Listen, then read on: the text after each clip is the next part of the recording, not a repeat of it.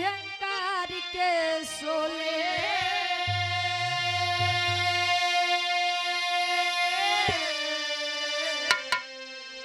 तपूजो बाह हमारी कहन लगे मुस्काए।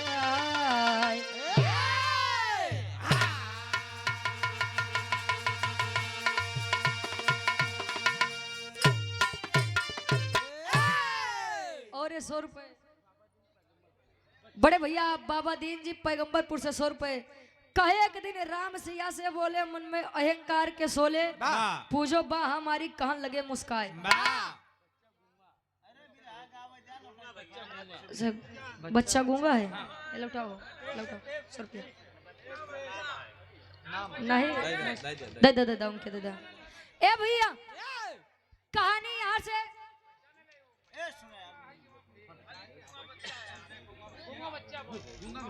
8 फरवरी के का नाम होगा? और ये बड़े भैया आसू भैया जी जो कि जिला पंचायत सदस्य हैं। अच्छा चुनाव लड़े हैं आप मंच पर आए हैं और 8 फरवरी को आपके दरवाजे पर हमारा कार्यक्रम है हमारा और सूरज यदुवंशी जी का। आइए मंच आपका स्वागत और सम्मान करता है।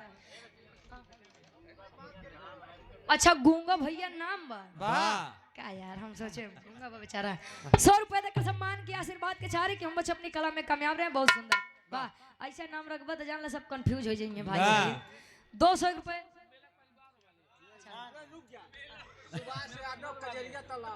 सुभाष यादव भैया जी कजरिया तालाब से 200 रुपए आशीर्वाद के चाह रही मेला परिवार की तरफ से।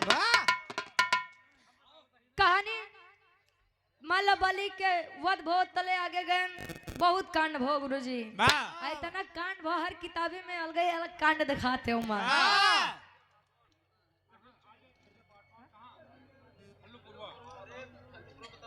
अच्छा जिला पंचायत सदस्य प्रत्याशी सुराव से हमारे बड़े भैया आप जो कि परिचय के मोहताज नहीं हैं आप अंशु यादव सरकार जिला उपाध्यक्ष समाजवादी पार्टी लोहिया वाहिनी गुड़वा थरवई फाफा मऊ से ऑनलाइन पुरस्कार आया है 1000 रुपए आशीर्वाद के चारी के हम बच्चे अपनी कला में कामयाब रहे।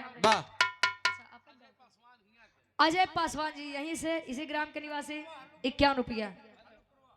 अब बस चुप रह जा। कहानी पहुंची लंका नगरी जीत को लंका नगरी का विनाश करके लौटे हैं प्रभु श्री रामचंद्र जी।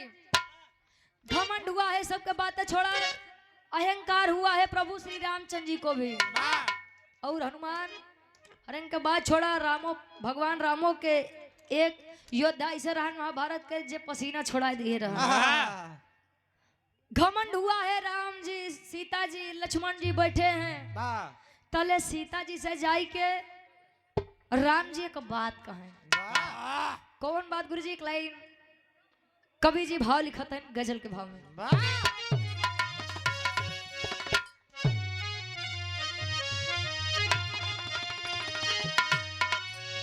अरे जिंदगी में क्या रहा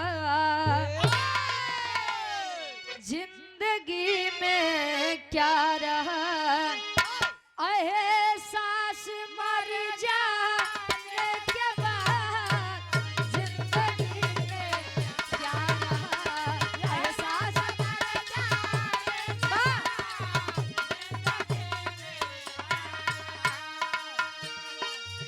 जिंदगी में क्या रहा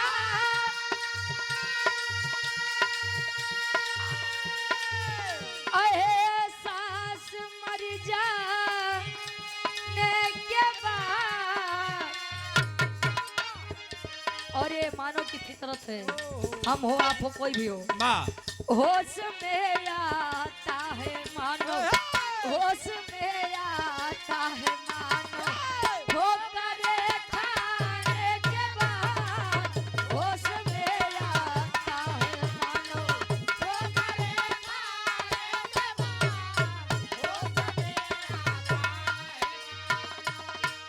होश में आता है मानो ठोकरे खाने के बाद। जिंदगी में अगर कुछ बनना है तो किसी के ऊपर भरोसा कर लीजिए। और आज के जमाने में 100 में से 10% हाँ जो भरोसा पे खरा उतरत है बाकी 90% केवल भरोसा तोड़त है। इसीलिए भरोसा कोई तोड़े इसके पहले ही आप सावधान हो जाइए। अगर कुछ बनना है तब भरोसा कर लीजिए। अगर टूटी या तो बन जाबा या तो बिगड़ जाबा। लेकिन कवि जी लिखतन भाव में कैसे। और हृदय के गार्जियन जी सम्मानित अपना म्यूजिक प्रयागराज के मलिकार साहब, यूट्यूब चैनल है इनका अपना म्यूजिक प्रयागराज। हमारे महेंद्र यादव दादा 100 रुपए का सम्मान है, आशीर्वाद के चाह रही। यूट्यूब पर आप लोग अगर इस गीत को ढूंढेंगे आज कार्यक्रम तब मिली जरूर अपना म्यूजिक प्रयागराज पे। कभी का भाव है कैसे। आदमी को आदमी से, आदमी को आदमी से प्यार करना चाहिए। प्यार करना चाहिए।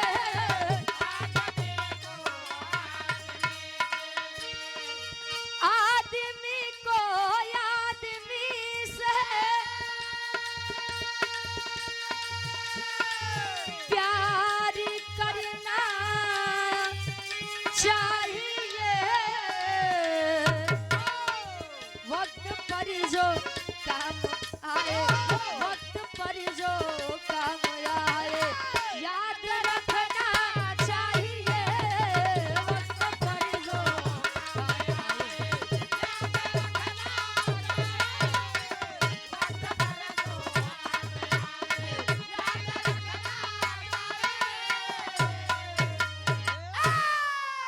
कहे वक्त पर जो काम आए याद रखना चाहिए। वे सुनबे भैया के प्रधान से 50,000 लेन, 15,000 देन, 35,000 जेबा में। तले प्रधानो जी हरे बड़ा आज वही होथिन गुरु जी।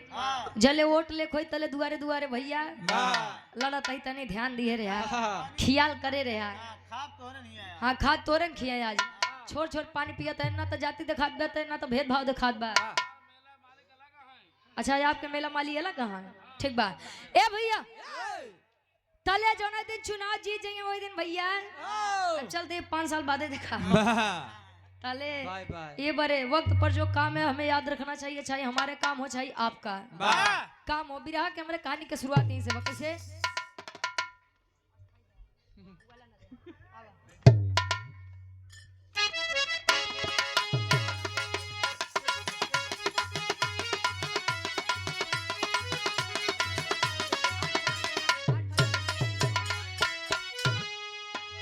और ये बड़े भैया जो कि परिचय के मोहताज नहीं है, जिला पंचायत सदस्य क्या भावी प्रत्याशी है वार्ड नंबर 35 से बड़े भैया आप अंशु यादव उर्फ सरकार हमारे भैया।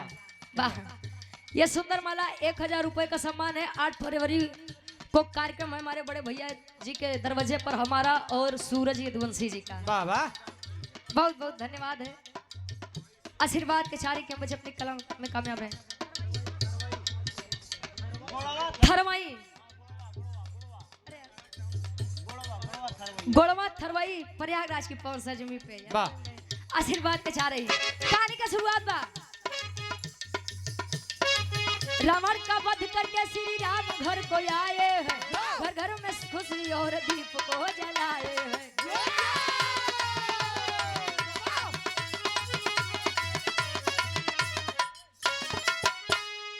सिया से बोले प्रभु वचन को सुनाए हैं। सिया को बोले प्रभु वचन को सुनाए हैं। पूजो बाह मेरी बात को बढ़ाए हैं। सुनकर बात सिया मन में तब विचारा है। सुनकर बात सिया मन में तब विचारा है।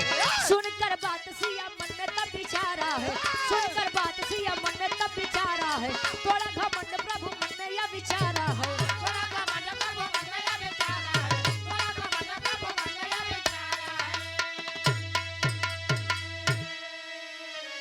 अहंकार हुआ है प्रभु श्री रामचंद्र जी को। कहानी वहां से बा गए सीता जी को कहे सीते। प्रभु श्री रामचंद्र जी सीता जी का प्रेम से सीते कहते रहे। सीते क्या सीते कपड़ा सीते कहे हाँ स्वामी बोलिए।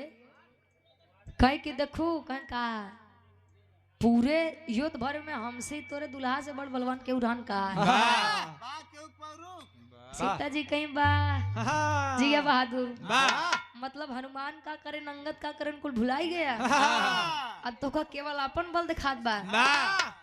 प्रभु श्री रामचंद्र जी कहे कि सीते मेरी बाह की पूजा करनी चाहिए तुम्हें, क्योंकि तुम्हें एक मर्द का हाथ मिला है। माई सीता जी जान गई बस बस अब हो ही गया, अहंकार आ गया स्वामी के अंदर। अच्छा एक बात है, मेरा एक प्रश्न है कि लोग कहते हैं कि अहंकार भगवान का आहार होता है।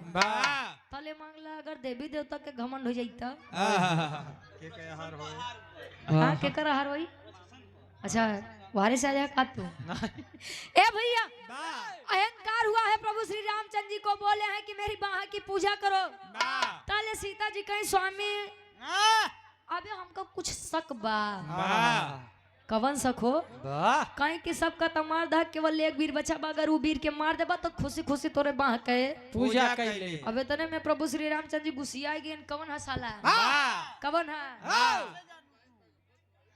कौन है जेकरे वजह से हमार सीते हमरे ऊपर शक करत यहाँ। तले सीता माई बताओ का एक लाइन गीत लगत बा। दूसरी लाइन चलो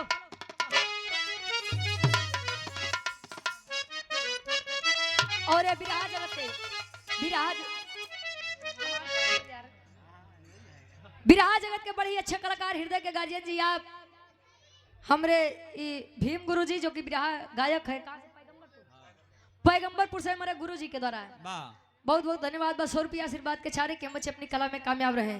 कोनो दुल्ही अपने सैया जी से कहे गए कहा कैसे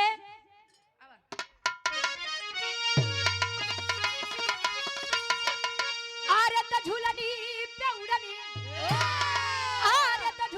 पे उड़नी आई जहाजिया उड़ा दो, आई जहाजिया उड़ा दो हमार पाइजे बड़ा जहीरा चढ़ा दो, हमार पाइजे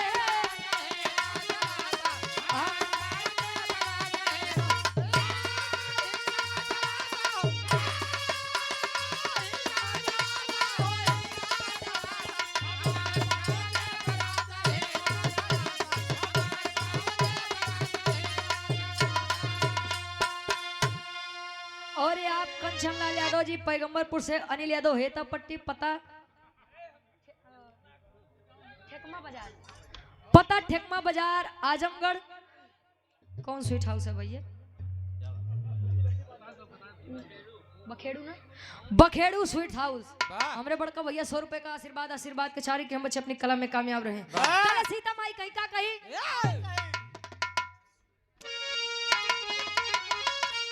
अरे तबतिया के माना, अरे तबतिया के माना, ओए बतिया के माना हमार स्वामी तनी बतिया के माना, हमार स्वामी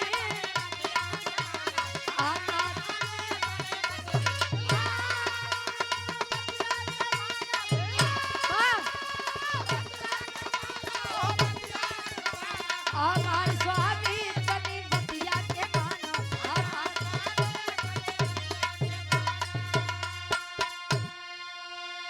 अरे तरहला कोटाक्ष बन में अब ये कठी ललनवा तो पहले मिटावा जाके वो के सजनवा।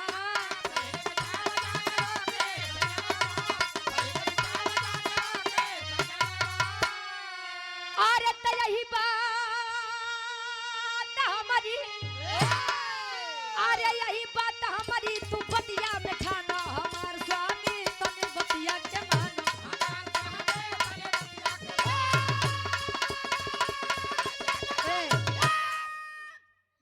डॉक्टर वैभव यादव जी गोड़वा थरवई की पौर सरजमी से 51 रुपया आशीर्वाद के चाह रहे। अच्छा एक बात बा कि सब चीज के दवाई बा लेकिन शंकर के दवाई सुकुमार चचा नहीं बा। का भाव बिया ना भगाऊंगा विराज जगत में सबसे बड़ी आफत तई है भैया कहते कि चाचा कहते बड़ा खराब लग गया था। अभी तो बच्चा है शिवकुमार। चलो ठीक बा भैया शिवकुमार भैया आप ठीक बा। ए भैया शंका इतनी खराब बा जले माई सीता कहा नहीं कि एक वीर है जिसे आपको हराना है, वो कोटाक्ष वन में रहता है और उसका नाम रक्तासुर है। वही क्या मारे के बाद हाँ तले राम जी कहा तहा एक बात छोड़ा हाँ अब ओका मारब किन्ना मारब अब उ बात के बाद बा वाह पहले ही बतावा कि तू उ वीर का जानत हो कैसे वाह का संबंध बा मैं इसी तो कहीं जा हमरे प्रभु वाह हमारे ऊपर तहार सब चीज ठीक हो जाए लेकिन ई तोहार शंका ना जाए। ना ये जाई हाय, हाय, हाय। तले कहीं जाने चाहता कहीं हाँ जानब कहीं तो सुनो बताओ तो एक लाइन गीत लगत बा भक्ति भावा कैसे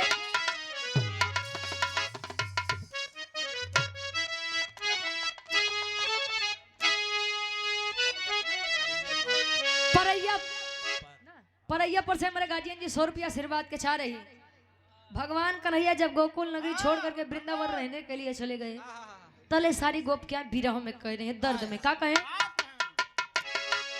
कि प्रभु या बसो वृंदावनी में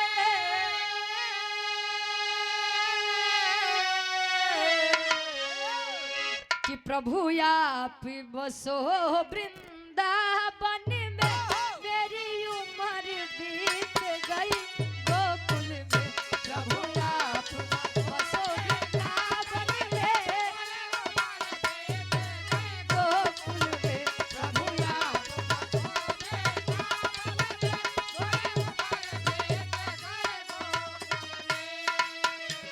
काले माई सीता बतावत है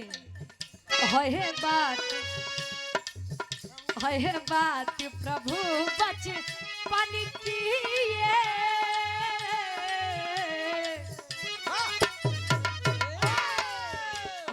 बात प्रभु बचपन की सखिया के संग खेले बन गए है बात प्रभु बचपन की है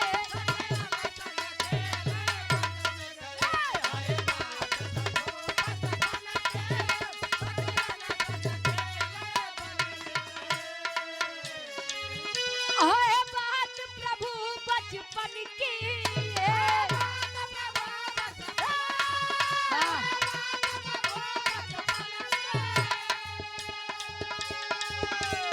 बात प्रभु बचपन की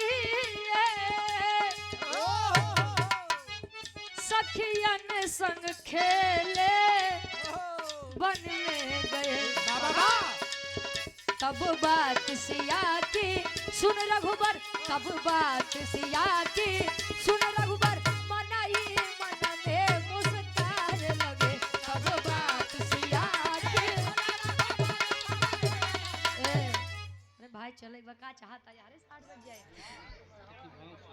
हाँ हाँ बिल्कुल बिल्कुल चलो सोहर उतार हो जाए बढ़िया ए भैया यार माई सीता बताते कि स्वामी बचपन की बात है और बचपन में लड़के जन्मे करत है बड़ा खेल खेला थी और कौन कौन खेला खेला थी वो लोग जन्मे करत कई खेल खिलौना करते करते मैं वन में गई और वन में गई तो किसी ने किसी का आकार बनाया केहू हाथी के केहू घोड़े के केहू गधा के केहू खरगोशे के कुकुर के क्यों बिलारे के बस वाह क्यों हंसिए खोरपा कहे तले हम अपन विचार करत करत एक छोटा सा बालक को आकार यानी मिट्टी का आकार दे दिया और तले उलैकवा अच्छा करत करत तले हमारे हाथे में एक कांटा गड़ी गया कांटा जब हम निकाले वो कांटा जब निकला जब रक्त गवा रक्त जब गिरा उस मिट्टी के मूर्ति पर तले उलैकवा के अंदर जाने आई गया और जब उलैकवा के अंदर जाने आई गया तले हम डराई गए कि अरे बे माँ तो बचपने बागरी पीछे पीछे आ जाई हमार का होई हम पीछे छोड़ाओ बदे चल दे तले उ लइकवा पीछे से आवाज दे माँ आई हो तो कुल मारा था फीलिंग में गायब कर देता यार एक बात जान लीजिए कोई भी लड़की है अगर वो माँ बनती है अगर बच्चा एक बार मुख से केवल माँ कह दे तो अपना सब कुछ छोड़ने और कुर्बान करने पर राजी हो जाती है पीछे से आवाज जब आई माँ कहाँ छोड़ के जा रही हो मुझे तले हमार मन पसेज गया स्वामी लेकिन हम बदनामी के डर से वो लड़का का लिया कि नहीं लेकिन हम को बताया कि बेटा कोटाक्ष वन में कोटाक्ष वन में तुझे रहना है और आज तेरा नाम रखता शुरू होगा और मैं तुझे एक वरदान देती हूँ कि जल्दी तो का केहू मार ना पाए। ताहा जितना बूंद रक्त या धरती पर गिरे उतने नया रक्त सूर्य जन्म ली है। वाह बस उसी को आपको मारना है। आप जाइए वाह। धर्म के आप उसके पिता कहलवाएंगे। वाह। सेना लेके पहुंचते हैं कैसे? ये 100 रुपए लल्ला चौधरी जी मलिया का पूरा से आशीर्वाद के चारी कि हम बच्चे अपनी कला में कामयाब रहे। और 51 रुपए और ये हृदय के गार्जियन जी गुरुजी आप भीमराव गार्जियन जी हमारे 51 रुपया। आदरणीय गुरुजी हैदर अली गुरुजी की आपसे से 51 रुपए। हाँ बिल्कुल।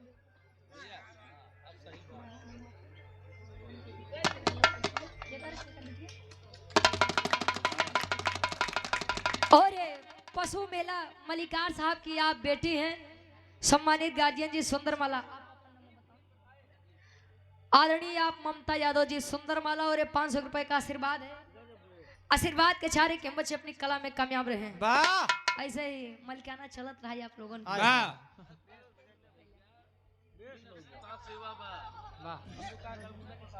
बिल्कुल बिल्कुल। वाह। ए भैया प्रभु श्री रामचंद्र जी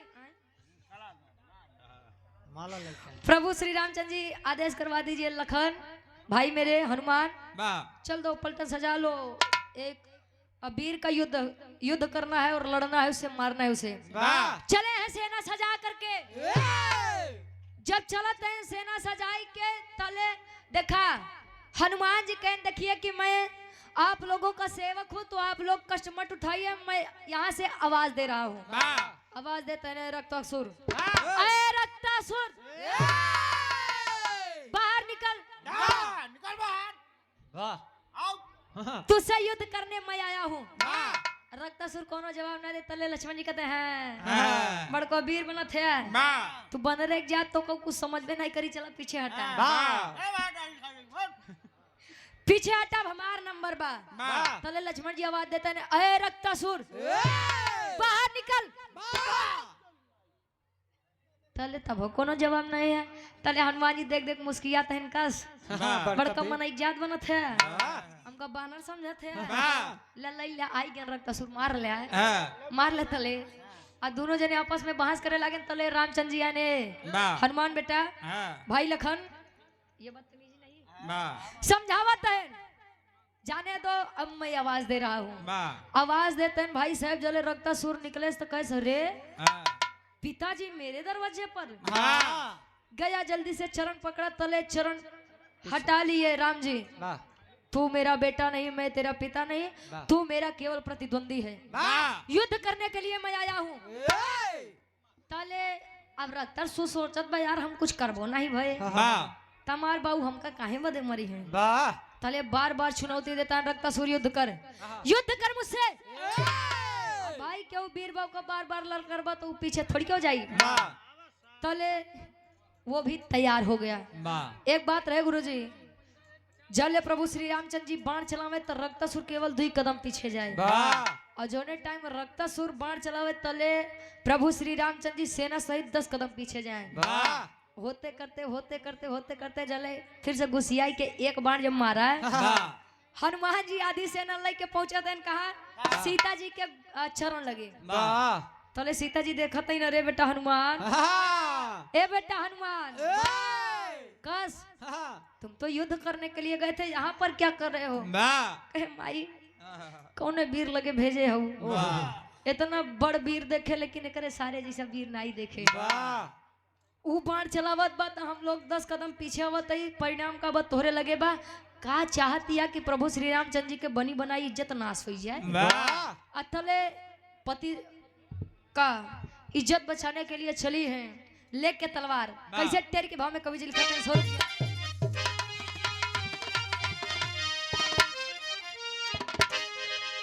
आदरणीय आप राम सिंह यादव जी उत्तम गिरी चकिया की 5 जमी से 100 रुपया आशीर्वाद के चाह रही तेरी के भाव में कवि जी लिखते हैं। अरे तो ममता की ममता ज्वाला बन गई। अरे तो माता की ममता ज्वाला बन गई। चली संहार करनी अब कोई न रोकने वाला। अरे वाला अरे वाला।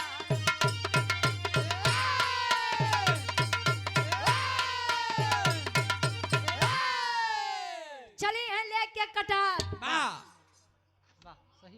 चली है लेके कटार बीच रण में पहुंचे तले रामचंद्र जी लगे लुकाए वाह लगे छुपे तले सीता माई कहीं बस बस हम जाना था कितना बड़ा मर्द है वाह अब जाई देख कुछ छुपावे के नहीं बकुल हम जाना था वाह ऐ सीता जब अब जाना थू तो तहार लइके अब तू ही संहारा हमरे बस के नहीं बा नहीं बा वाह तले माई सीता जी करत ही कब पापट के भाव में कवि जी लिखत है वाह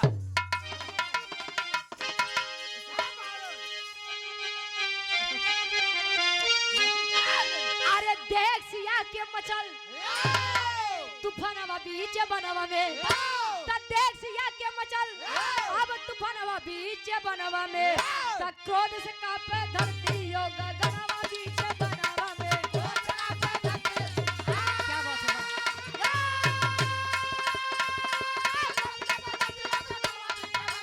बात है क्या बात है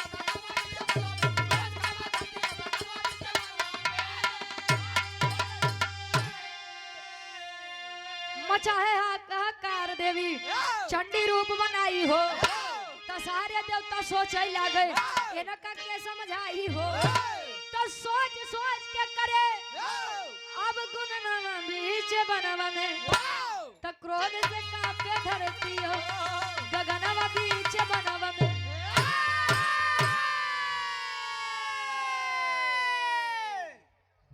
चलिए देवी बीचे भुला गई नहीं। अच्छा एक बात बात कि गुस्सा साला खुद को खाता है वाह ये बात जान ला चले ज्यादा गुस्सा आई ना तो शांत होकर बैठी जा बची जाई सब वाह क्रोध में सीता माँ भूल गई कि मैंने ही वरदान दिया है कि जय बूंदन कर नीचे गिरे तय नया रक्तासुर जन्म ली है। वाह अच्छा जब याद आए तो एक हाथ में कटार वाह एक हाथ में खप्पर वाह अंत की है और रक्तासुर के जितना खून बा कुल देवी माई वाह सीता जी पी ली गई।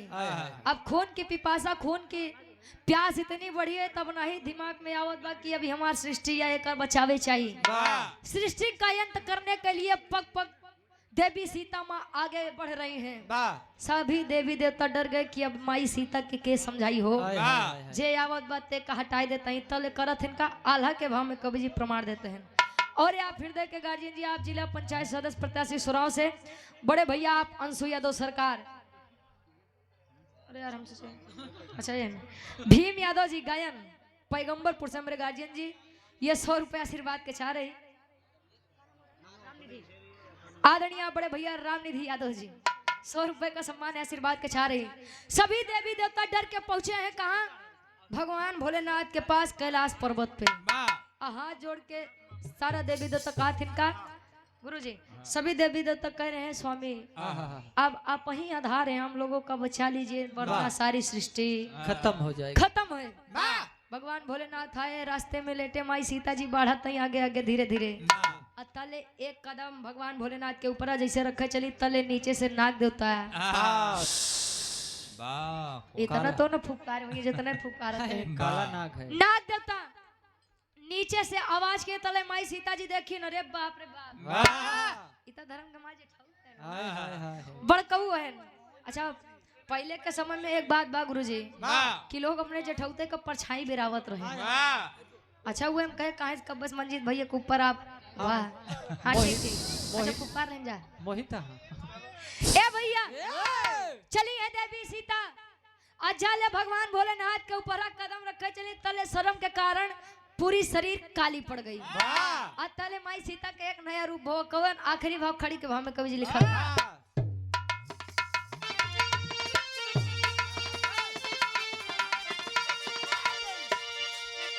अरे लोक लाज के लज्जा से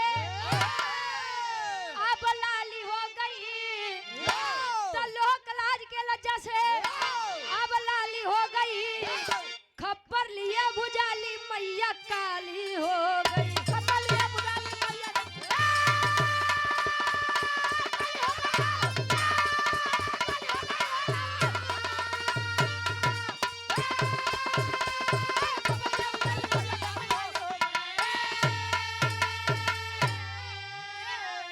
अरे नयन गिरा के देखे देवी लेटे भोले नानी हो ता देख प्रभु के देवी सीता हुई शर्म से पानी हो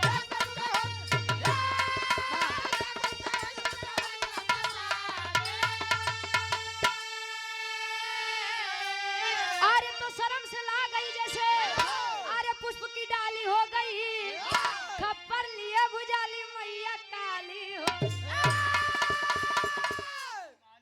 देवी माँ का 1 नया रूप आया काली माँ का अतले राम जी के घमंड टूटा ही बड़े घमंड अच्छे अच्छे के हाँ, नहीं चलत आखिरी में खानदान के परिचय पर बर्बाद रख के 2 नंबर